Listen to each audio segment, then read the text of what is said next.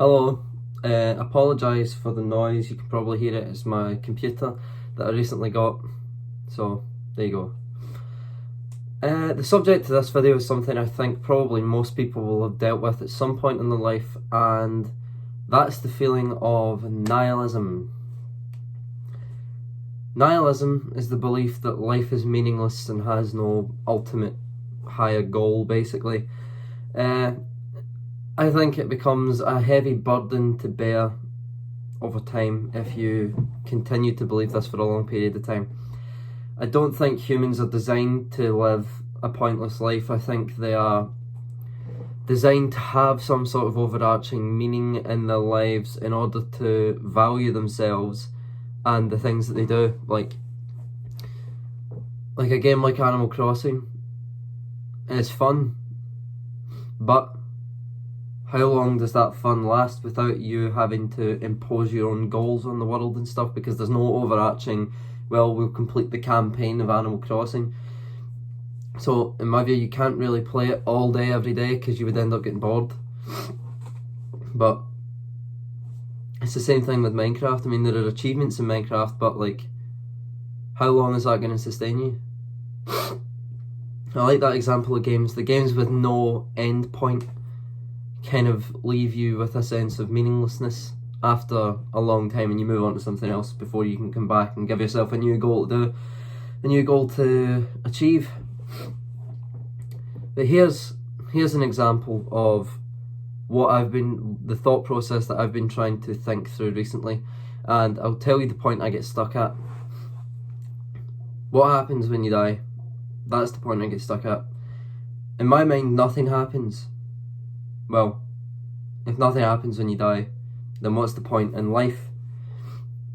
Well, in my mind, for me, the point of life is to make the world around you a better place and to make the people around you, their life better for you and your life better, and feel more secure, and raise a good family and have children with good values and all this, have a stable relationship with all the people around you. Just do that basically, because it'll make the world after you a more stable, it'll make a more stable future than the present that you had. So that's the meaning of life for me. But then you reach, well, if you're just improving things for the people who come after you, and they're just improving things for the people who come after them, how is that meaningful? How is that not just an endless cycle of like the same thing repeated over and over without end, with no overarching meta narrative of the whole thing? And so far I've come up with nothing. I'm trying to think it through without God, because I don't believe in God, so, and I can't bring myself to believe in God. There's no evidence for it one way or the other, so I don't really think it's a reasonable, tenable position to believe in God, or to think that there's no possible way that God or an afterlife exists. I just happen to think that it doesn't exist, but I'm not saying I have any evidence for that. But how is there a way, what I'm trying to think of is a way to justify existence that isn't just an endless cycle without God or an afterlife? Because obviously that's a really quick way to go, well, everything has meaning because if you live your life in this way and live a good life and all that, you get into heaven.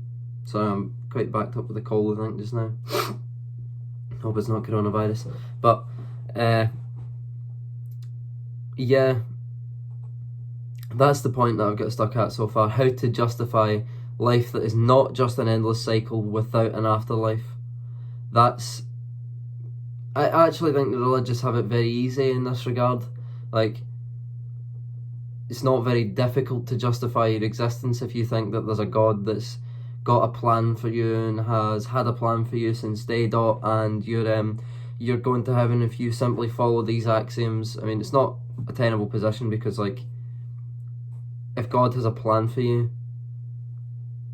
and you don't follow the values that he put forward, then clearly, if God has a plan for you and you don't follow the values that he put forward for you, then how does he have a plan in the first place? Surely if it's God's plan, it's gonna happen regardless.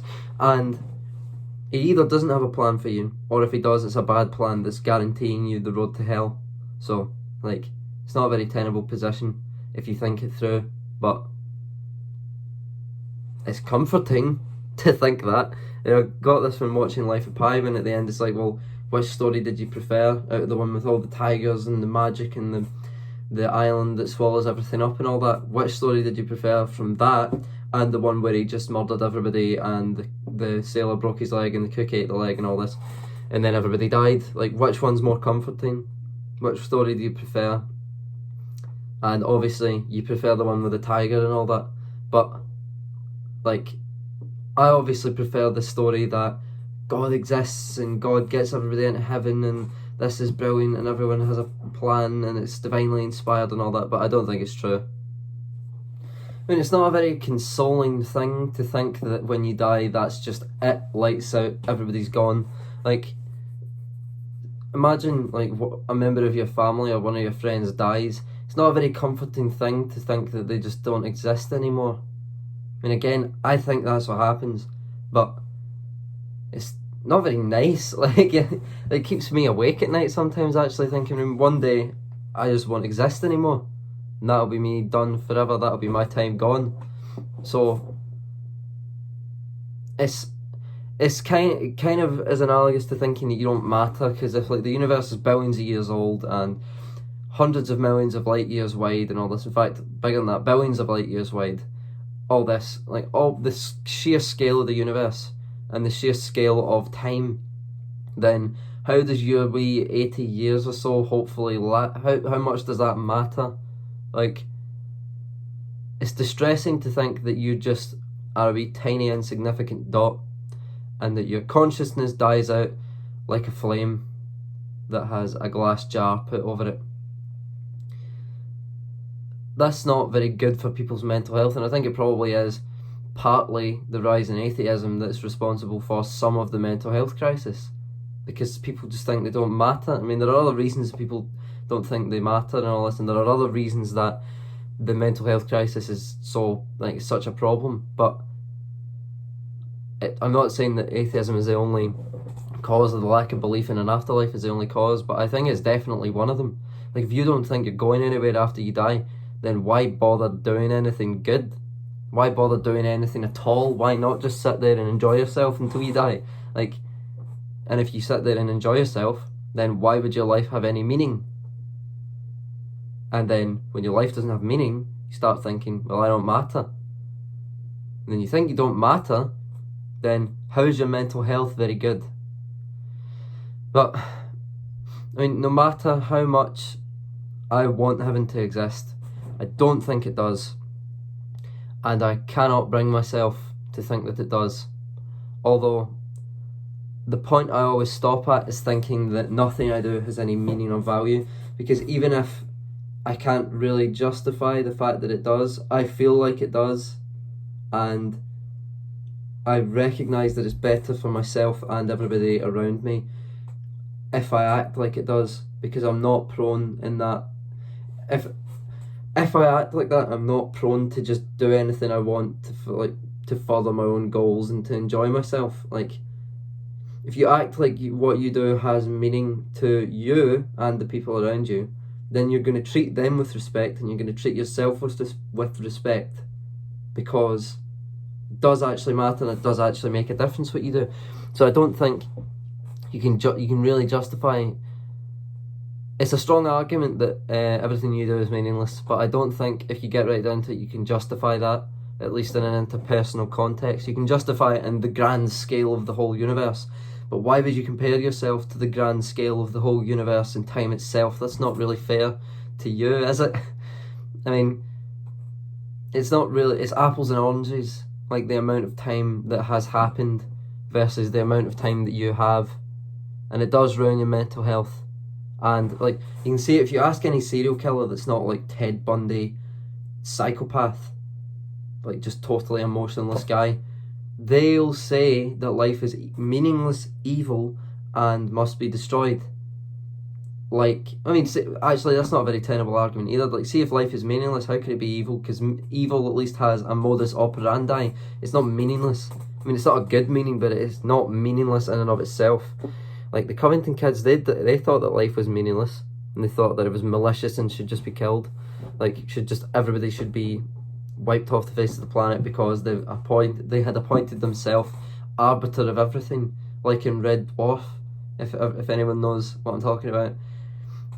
But that's just kind of some of the thoughts that I've been putting together about nihilism over the last few weeks, and kind of were crystallised about when I was watching Life of Pi. Thanks very much for watching. If you enjoyed this video, subscribe. Sharing is the most important thing you can do, because YouTube doesn't push unmonetized content as far, and I can't monetize my content yet because obviously they have the elitist system of you need 1,000 subscribers and 4,000 hours of watch time. So there you go. But thanks very much for watching. I'll see you in the next video.